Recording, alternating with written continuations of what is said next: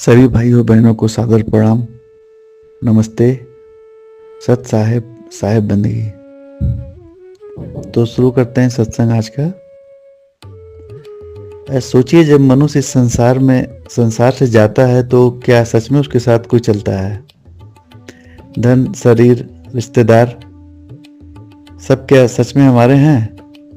संत कबीर साहब का एक शब्द है इस सत्य को उजागर करते हुए, माया सगी न तन सगा, सगा न ये संसार, सच्चे एक सतगुरु जग के सिरजनहार। माया सगी न तन सगा, सगा न ये संसार, सच्चे एको सतगुरु जग के सिरजनहार। तो इसी दोहे पे विचार करते हैं आज सत्संग में। एक छोटी सी कहानी है। कहा जाता है कि एक धनी सेठ था। जीवन भर उसने खूब धन कमाया, महल बनाए, रिश्तेदारों को खूब खुश रखा।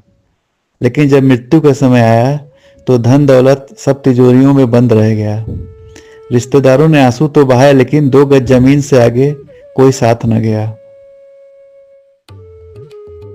शरीर जो जीवन भर उसका साथी रहा, वही शमशान में जलकर राख हो गया और अपने लोग ही जला के चले आए उसको। वहां पे जिसके साथ जीवन भर रहा, सब लोग जाकर के उसको जला के चले आए। और वहां भी जब देर लगती है तो लोग पूछते हैं कि पंडित जी कितना टाइम और लगेगा, थोड़ा जल्दी कर दीजिए। क्योंकि वो तो निकल गया, जो उसमें पंछी बैठा था, हंसा तो उड़ गया, तो मिट्टी हो गया। फिर वो मिट्टी को जाके जला के चले आए। तो साहब कहते हैं, इसीलिए संत कबीर साहब ने इस वाणी में कहा है कि न माया सगी, न तन सगा और न संसार। तो फिर असली सहारा कौन है? कबीर साहब कहते हैं, सच्चे एको सतगुरु जग के सिरजनहार। केवल सतगुरु ही वह है जो इस जीवन और मृत्यु के पार का मार्ग दिखाते हैं। जब सब साथ छोड़ देते हैं तो गुरु ही हमें नामदान देकर आत्मा का सहारा बनाते हैं। तो जब तक अच्छा है जीवन, तब तक सही से चल रहा है, तो गुरु करके के आत्मा का उद्धार करने के लिए उस रास्ते पे चल देना चाहिए। गुरु से ज्ञान लेकर के, साधना के विधि समझ करके। गुरु ही वह नाविक है जो हमें भवसागर से पार लगाते हैं और वही हमें उस परम पिता परमात्मा से मिलाते हैं, रास्ता बताते हैं, जिससे कि हमारा कल्याण हो सके। तो इस पूरे जगत के सिरजनहार परमात्मा, सदगुरु और परमात्मा ही है।